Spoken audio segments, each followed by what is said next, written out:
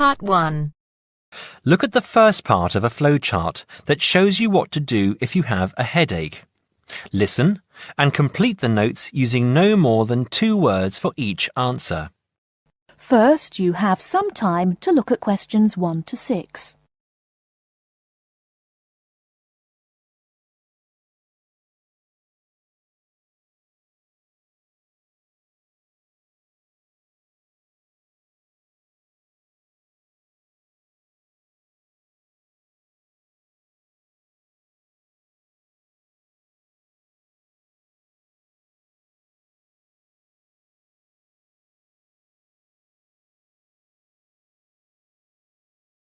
There are various different reasons why you may have a headache. Some of them are not serious and can be treated easily, perhaps by simply taking a pain-killing tablet, like an aspirin. Some headaches, however, may be a symptom of something far more serious, and you should get immediate advice. First of all, ask yourself if you think you have other symptoms that suggest you have a cold. Do you have a fever, a runny nose, a cough or a sore throat? Have you been sick at all? If you have, then you probably have a bad cold or the flu, and the headache is just one of the symptoms. Get plenty of rest and drink plenty of water. There are many types of medicine that you can buy at a chemist, and these will relieve some of the symptoms. Remember, though, medicine will not actually cure the condition, and you might prefer to just drink hot water with some lemon and honey, and take a couple of aspirin. Now, if you don't think you have a cold, you must ask yourself how bad the headache is.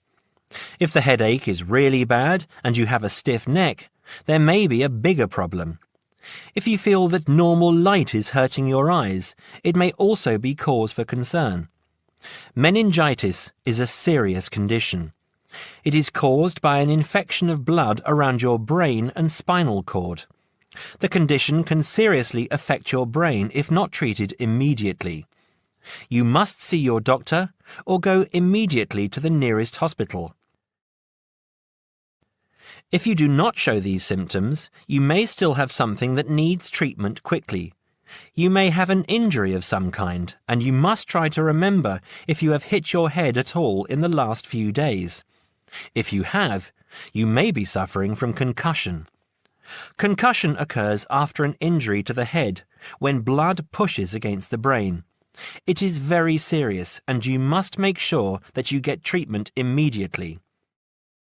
Now, if you don't remember any recent injury, you must ask yourself if you feel... Before you hear the rest of the conversation, you have some time to look at questions 7 to 10.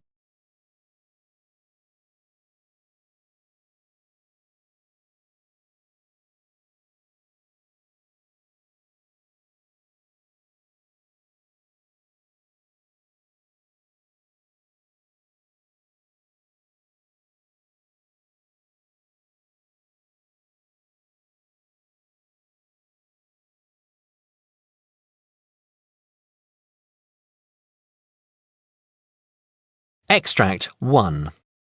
Acrophobia is a fear of heights. A lot of people confuse it with vertigo, which is a normal feeling that people get in a very high place. Acrophobia is a phobia and can be very dangerous. The person who suffers may panic and want to escape the situation. The quickest way to escape is to jump. People who suffer from acrophobia will avoid being at the top of tall buildings and will not like going up long staircases. It may be a phobia that is a result of past experience. Children see things fall and break, and so become very frightened of the same thing happening to them. Extract 2. Now this phobia has a number of different names: brontophobia, astrophobia, and coronaphobia. It is a phobia of storms, especially storms with thunder and lightning. It is especially common in children, but can continue into adult life. People who have a serious phobia worry when the spring turns to summer.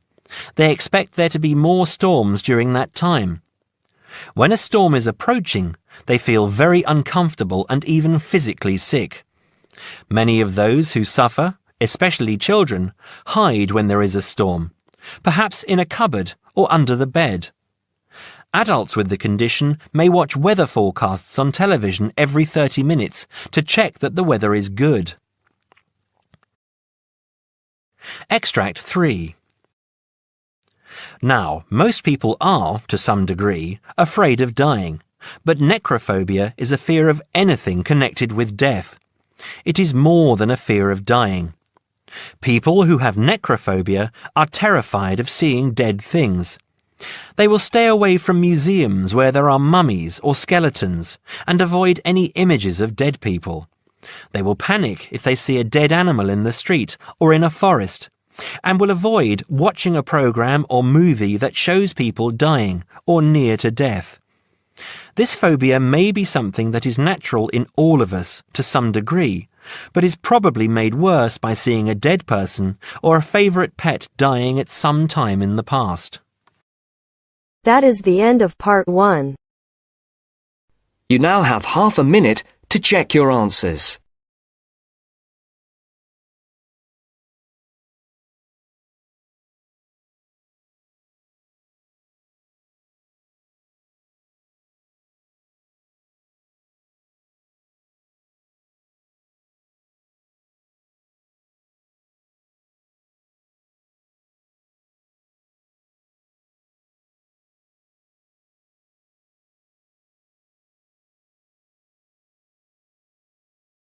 Now turns to part 2.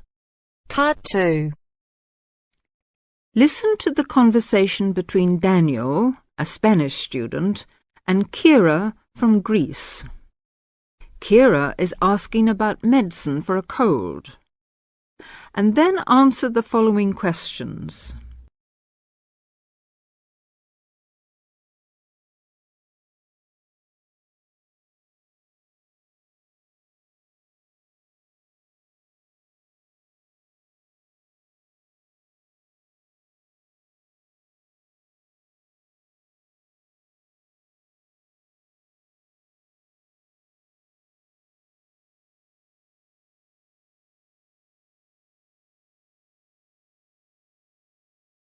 Hello, Daniel. How are you? Not so bad, thanks. What about you? To tell the truth, I've got a terrible cold. Oh, sorry to hear that. Poor you. Maybe it's the change in the weather, or maybe you've been working too hard lately. Well, it must be the weather. Bless you. Have you taken any medicine? No, I haven't. Can you recommend anything? Now, let me see. I got some tablets a couple of months ago when I had a cold. Do you remember the name? Not exactly, but they were black and white capsules, sort of cylindrical shaped, and the label on the bottle had a name printed at the top in block letters, and I think the bottle was square. I'm not exactly sure. The name might have been something like Vigilan or Vegilan. How is it spelt? If I remember correctly, it's Vegilan. Vegilan. I'll just make a note of that. Thanks. Not at all, and I hope you feel better soon. Me too. By the way, Daniel, where's the nearest chemist? Oh, that's easy. From here you go directly south to the 2nd Main Street, and then you turn left. Continue straight along past the church, and at the next intersection turn right. It's on the left, the second shop after the bank, which is on the corner. You can't miss it. I think I know it. It's just opposite the shoe shop, and there's a greengrocer's between it and the bank. You got it. Mind how you go. Thanks. Well, I'm off now. Bye. Cheerio. See you soon. Before you hear the rest of the talk, you have some time to look at questions 17 to 20.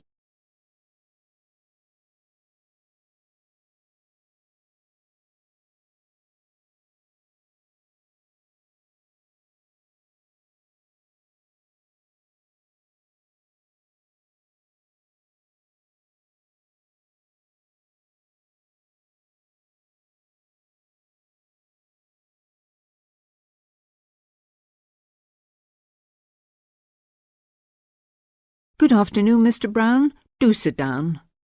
Now, tell me, what made you apply for this job? Well, I've been wanting to improve my position for some time, and it seemed to me that the job you advertised would give me an opportunity to learn more about marketing and sales techniques in general. Where are you working at present, Mr. Brown? Well, actually, I haven't got a job at the moment. I had a job as chief clerk in the buying department of a retail store, Johnson and King. I expect you've heard of them. But to tell the truth, I didn't quite hit it off with the sales manager. Oh, why was that, Mr. Brown? Well, he was rather old-fashioned in his methods, and the sales policy of the firm seemed to me too slow. I'm a great believer in the personal approach to selling. I took a course in business management at the London Commercial College, and I'm afraid I found Johnson and King's methods very out of date. They first opened in 1880, you know, and I don't think they've changed their ideas since then. Really?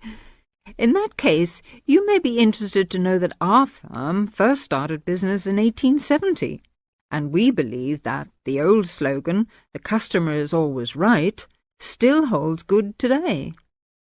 I'm afraid our chairman, Samuel Jackson, great-great-grandson of the original founder of the firm, Josiah Jackson, does not approve of high-powered modern selling technique, and with some justification, as our export figures show.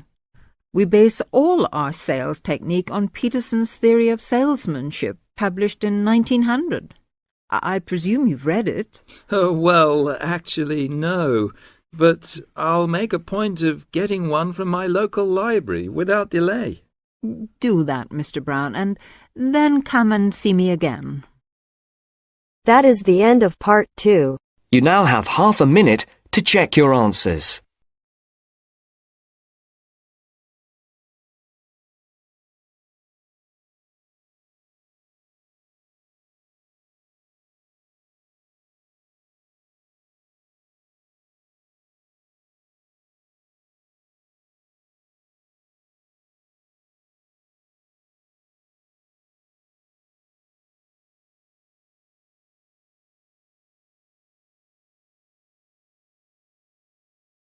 Now turns to part 3. Part 3. You will hear a telephone conversation between two people about a flat. First, you have some time to look at questions 21 to 26.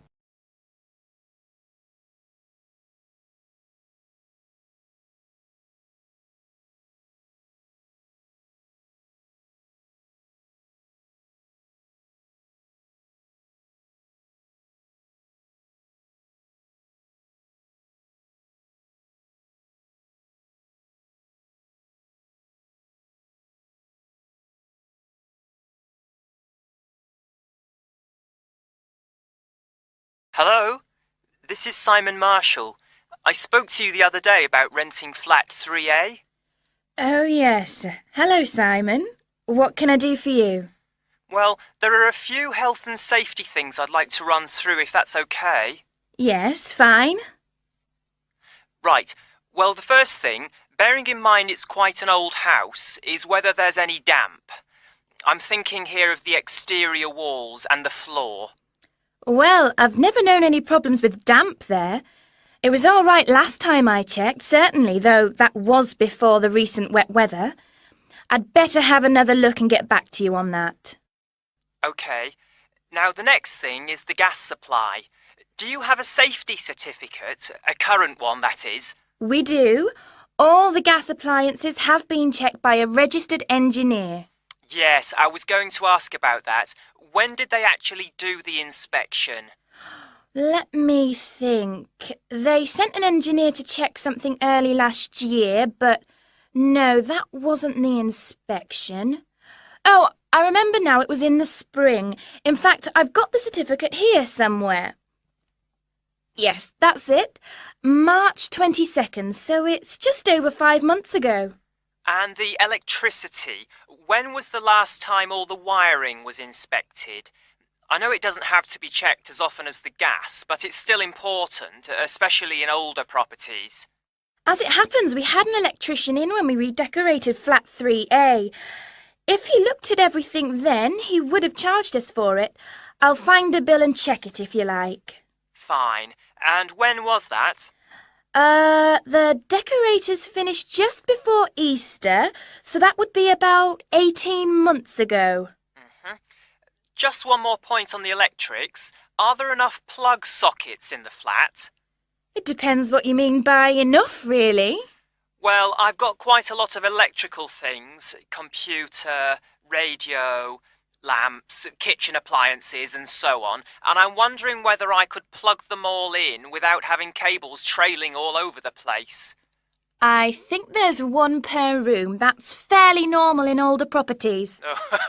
I'll take that as a no then. All right. Now, another safety point. Is there a smoke alarm? Yes, there's one in the kitchen.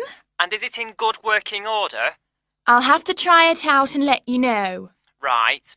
Now, you mentioned the previous tenants. Do they, or anyone else who's lived in the flat, still have keys to the door? We're very strict about that. Everyone has to hand back the keys when they leave, or we don't return the deposit. And those in 3A have always done so. Before you hear the rest of the talk, you have some time to look at questions 27 to 30.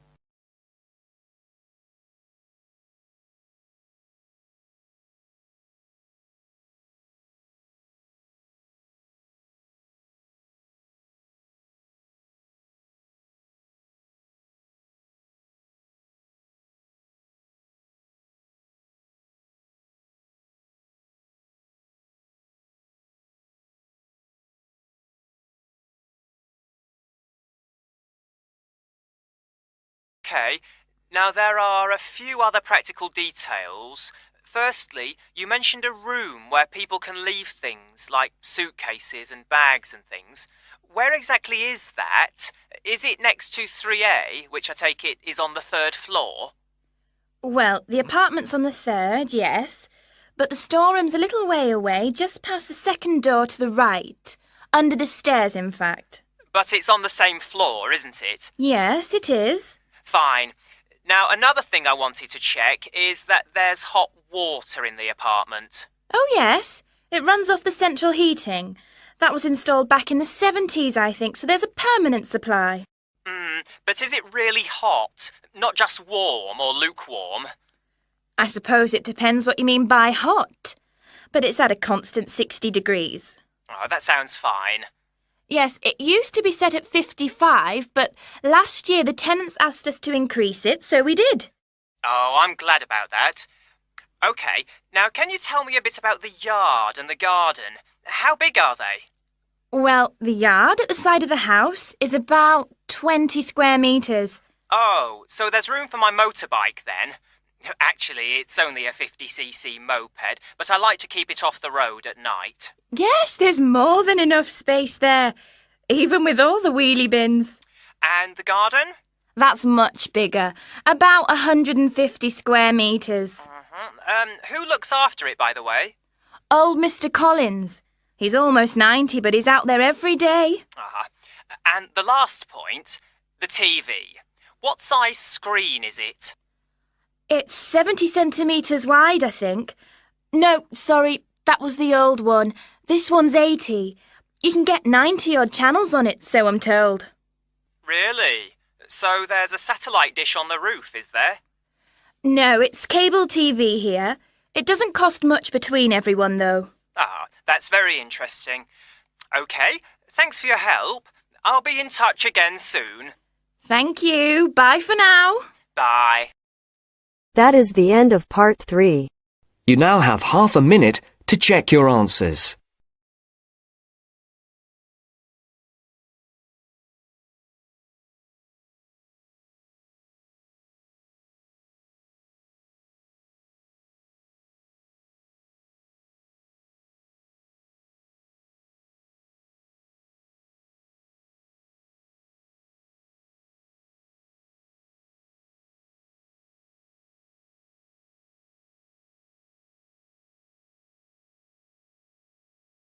Now turns to part 4. Part 4. You'll hear a lecture on sports injuries. First, you have some time to look at questions 31 to 40.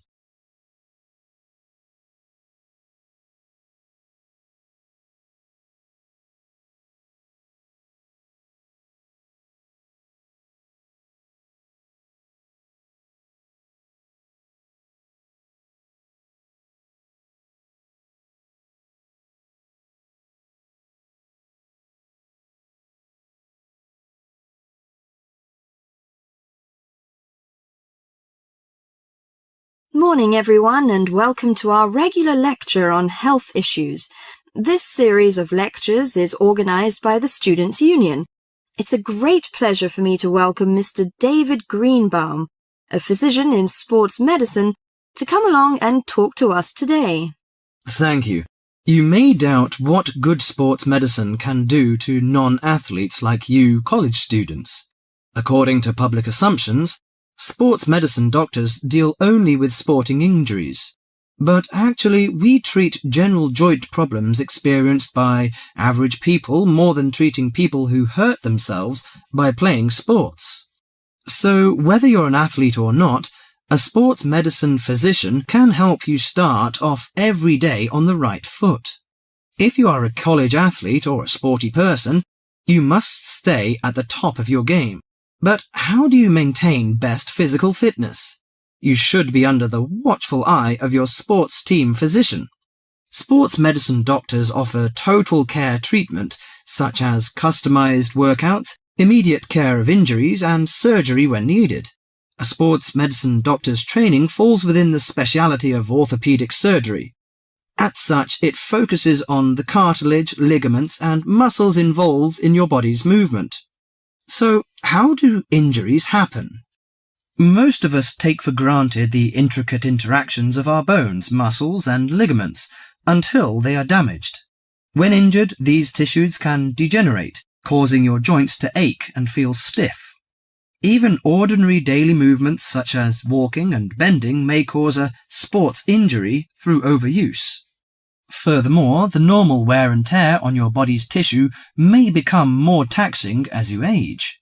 To prevent such problems, especially as you begin a fitness exercise, your sports medicine doctor offers total care. This includes X-rays to identify potential trouble spots. Afterwards, he helps you set an exercise routine that fits your body's present condition. Do you know your joints? Your body's most complex structural feature is its joints. Your joints allow you to grasp, twist, sit, and even feed yourself. Repetitive motions, however, may lead to chronic overuse of the soft tissue connecting bones at the joints. This overuse can result in injuries such as tennis elbow or even carpal tunnel syndrome. A more severe type of injury occurs when you lose your balance, thereby putting a joint under abnormal stress. Worse still, you could suffer a bone fracture. When a traumatic injury happens, effective medical care is crucial. Improper treatment of any joint injury can cause permanent loss of flexibility and reoccurring joint pain. As quickly as possible, the doctor applies ice packs to your injury. Ice deters swelling and inflammation, so you feel less pain. After keeping it iced for the first 48 hours after injury, the doctor begins therapeutic exercise of your wounded joint. Recently, a new treatment for degenerating joints has been developed, which is a product called orthokin. The treatment involves combining healing proteins with a sample of the patient's own blood. The injured joint then receives an injection of the mixture. This new technology stimulates our own white blood cells to produce large quantities of protective protein. Our cells make this protein naturally, but not in sufficient amounts to protect the damaged cartilage in our joints. It also has the advantage of convenience and lack of side effects. Here are some suggestions on how to prevent sports injuries. Use appropriate protective equipment. Maintain proper lighting in the training area. Have adequate rest. Avoid alcohol and drugs in order to prevent injuries. Follow a regular fitness training program to improve overall coordination and endurance. Better endurance will absorb pressure and prevent injury. Perform adequate warm-up exercises before training or performance. Avoid performing sports or work when you are sick. Most injuries happen when one is fatigued. Avoid treatment by dubious health practitioners. Use of inappropriate massage, adjustment and homemade medicine, often with steroids or other non-tested drugs, can cause more damage to the injury. That is the end of part 4. You now have half a minute to check your answers.